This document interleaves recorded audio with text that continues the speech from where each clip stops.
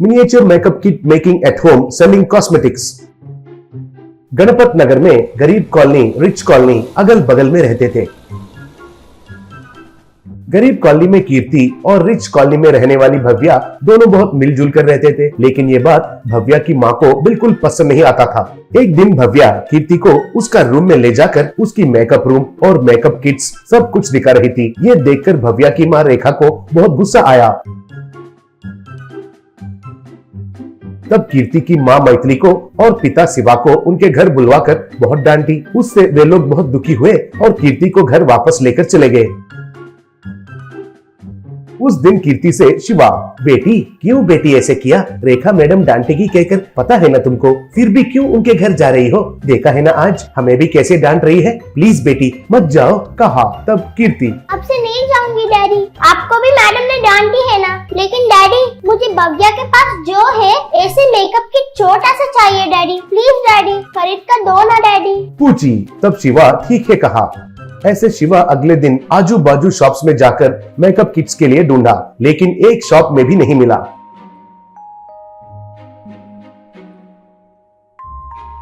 तब शहर में जाकर उधर भी ढूंढा, लेकिन उधर भी नहीं मिला।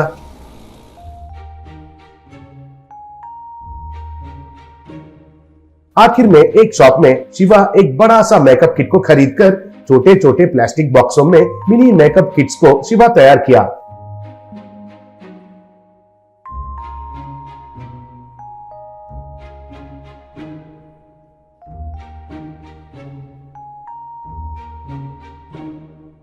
ऐसे एक किट कीर्ति को दिया। तब वो बहुत खुश हुई। उस मेकअप किट को उनके दोस्तों को दिखाई।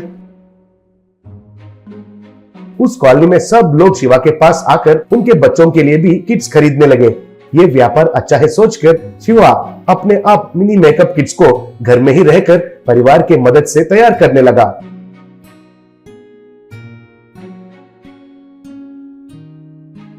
और घर घर घूमकर बेचना शुरू किया। ऐसे लोग उसके पास अच्छे से खरीदने के वजह से शिवा एक जगह पर एक शॉप लेकर मिनी मेकअप किट्स को बनाकर बेचना शुरू किया।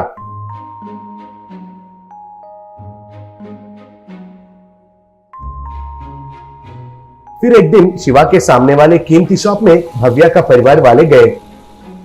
तब माँ से भव्या, माँ सामने वाले शॉप में कीर्ति के पिता मिनी मेकअप किट्स बेच रहे हैं माँ, वो खरीद कर दो माँ, बहुत अच्छा रहता है कह रहे हैं, बोली। तब माँ, ये सारी बातें तुम्हें कैसे पता चल रहा है? हाँ देखो, तुम हमारे रेंज के हिसाब से ही इस शॉप में ही ले लो, और वैसे भी तुम्हारे लिए बड़े बड़े मेकअप किट्स तो लाए थे ना, चाहिए तो इस शॉप में जो कुछ भी है वो खरीदो, लेकिन कीर्ति का नाम फिर से मत लेना, बोली।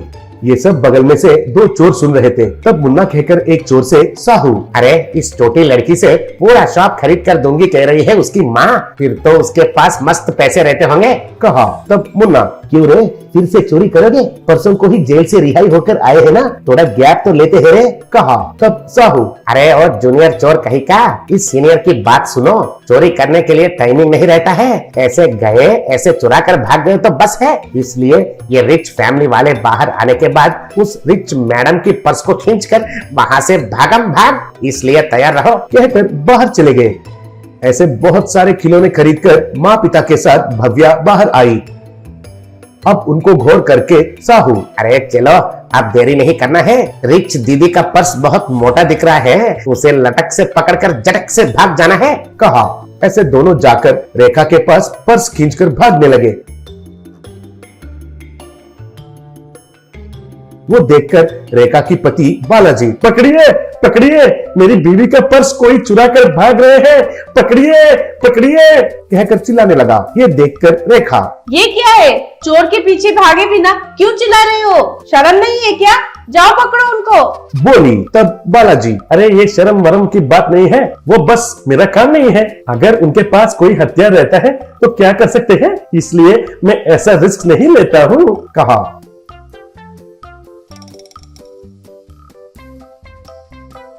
तब शिवा उन चोर के पीछे भागकर उनको पकड़कर खूब पीटने लगा। उसके वजह से वे चोर पर्स को उधर फेंककर उधर से भाग गए। बाद में शिवा उस पर्स को लाकर रेखा को दिया। तब शिवा से रेखा। मुझे माफ कीजिए, पैसों से लोगों को तुलना करने के लिए आपके जान को बाजी में लगाकर मेरे पर्स को मुझे वापस दिया। आप सच में बहुत ग्रेट हो। बोली। तब शिवा, रहने दीजिए मैडम, एक दूसरे को एक मदद नहीं करेंगे तो ये इंसान का जिंदगी किस लिए है, कहा। वो सुनकर रेखा बहुत खुश हुई और भव्या के लिए शिवा के शॉप में जाकर मिनी मेकअप किट को खरीद कर दिया। ऐसे ही हर रोज जाकर कीर्ति के साथ खेलने के लिए भव्या को परमिशन भी दिया। तब से भव्या कीर्ति के घर जाकर अच्छे से खेलने लगी। Underground golden swimming pool. Tezpur नाम के गांव में मानिकचंद नाम का एक धनवान रहता था। उसने गलत तरीके से बेईमानी करके करोड़ों रुपए जमा किया था। एक बार इनकम टैक्स ऑफिसर उसके घर की तलाशी के लिए आए। उन्होंने सारे घर की तलाशी ली पर उनके हाथ कुछ भी नहीं लगा।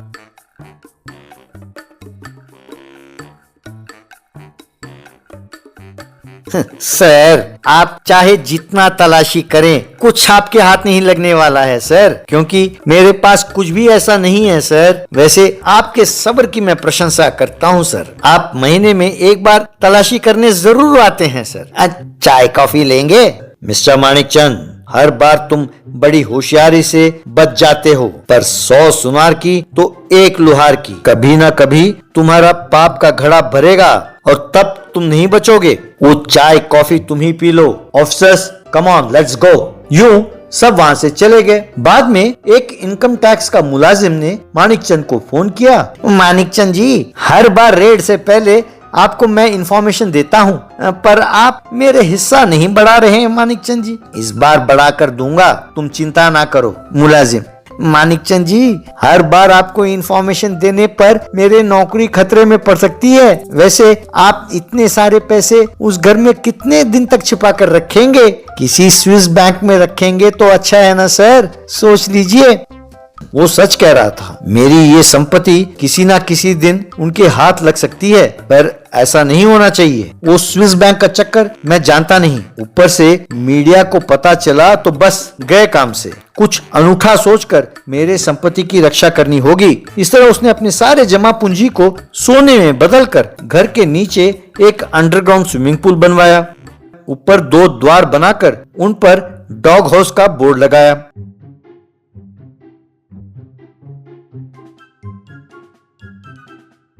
वो हर रोज उस पूल में नहाता था, फिर डॉग हाउस से बाहर निकलता था। वहां रखे कुत्तों को वो बिस्कुट खिलाता था। एक दिन यूं बिस्कुट डालते हुए कोई इसे देखेगा तो उसे शक भी नहीं होगा। वो समझेंगे कि ये डॉग हाउस है। अब इस जन्म में कोई मुझे नहीं पकड़ सकता, ऐसा उसने सोचा। एक बार उसका साला मोटू उसके घर आया। उसे देखकर मानिकचंद, आओ आओ, अभी आए हो क्या? फिर जा कब रहे हो? कैसे इंसान है आप? थक घर आए मेहमानों से पूछ रहे हो कि कब जा रहे हो? अब आने वाला साधारण व्यक्ति तो है नहीं, वो जहाँ रहेगा समस्या पैदा करेगा। इतना महान है ये। बस कीजिए जीजा जी, आप मेरी यूं तारीफ ना करो, मुझे शर्म आती है। अच्छा, तुमने मेरी बात का ये मतलब निकाला?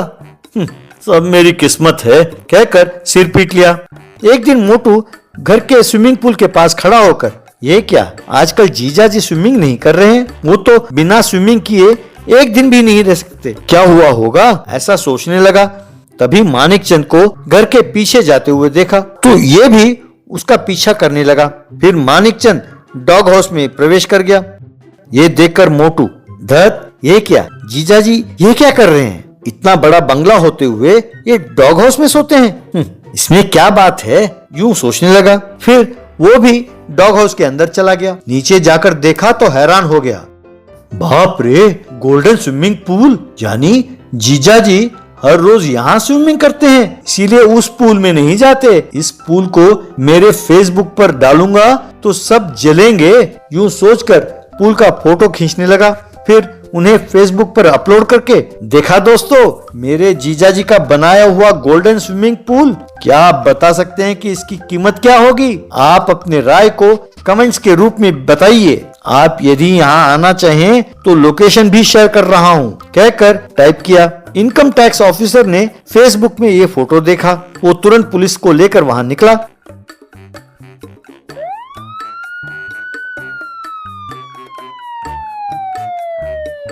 यूं वे सब उस डॉग हाउस में गए। नीचे जाकर देखा तो वहां उन्हें गोल्डन स्विमिंग पूल दिखाई दिया। उन्हें देखकर मानिकचंद चौंक गया। आइए सर आइए, मैंने ही स्विमिंग पूल का और जीजा जी का फोटो फेसबुक पर अपलोड किया था। क्यों सर, आपको ये स्विमिंग पूल इतना पसंद आया कि आप सब ड्यूटी के टाइम पर ड्यूटी छोड़कर यहाँ आ गए? तो सोचिए कि हमारा ये पूल कितना बढ़िया है। देखा जीजा जी अपने पूल की महानता। बस मानिकचंद को बात समझ में आ गई और वो गश खाकर गिर पड़ा।